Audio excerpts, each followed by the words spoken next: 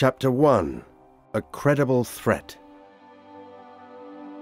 War is an evil thing, but to submit to the dictation of other states is worse. Deterrence is usually associated with nuclear weapons, using the so-called nuclear deterrent to protect a country from external threats.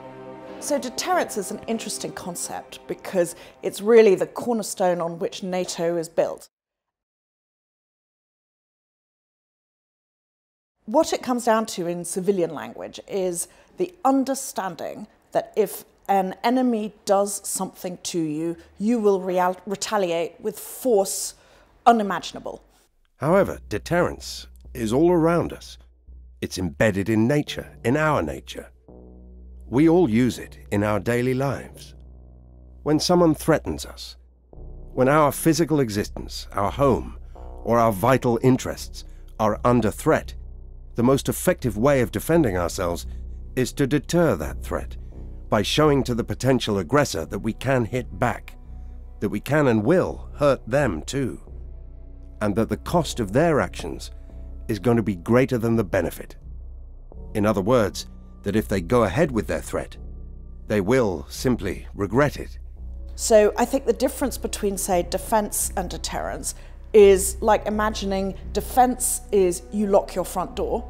Deterrence is telling everybody that you will shoot them if they come through your front door. It is that concept of retaliation.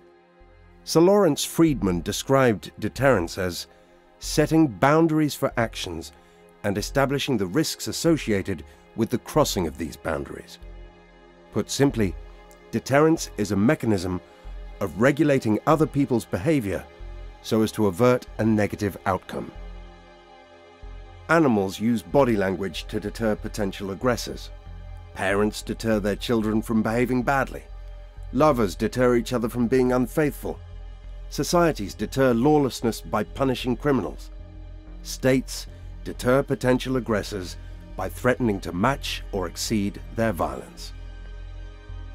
Against the backdrop of the Cold War, Thomas Schelling was one of the first scholars to develop the theory of deterrence.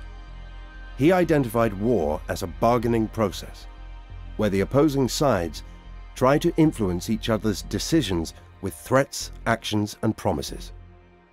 For Schelling, deterrence is essentially about persuading a potential enemy that it is in their own interests to avoid a certain course of action. The most important factor for deterrence to work is credibility. Your threat has to be credible. You have to be seen to be capable of carrying it out. At the center of deterrence is this idea of projecting power. If you can persuade your adversary that you are powerful, they are less likely to attack you. It is perhaps a paradox that the more open, liberal, and democratic a country is, the less likely it is to threaten or use violence. Unless oppressed or provoked, people do not have an appetite for risking their lives, especially when the horrors of war are still fresh in their memory. The alternative to deterrence is appeasement, a strategy favored by many after the horrors of World War I. The Munich Agreement of 1938, signed by the UK, France, Italy, and Germany, allowed the Nazis to annex Sudetenland, a region of Czechoslovakia that was home to over 3 million people. Appeasement failed. Less than a year after Munich, Hitler had invaded the rest of Czechoslovakia, then Poland. World War II had begun.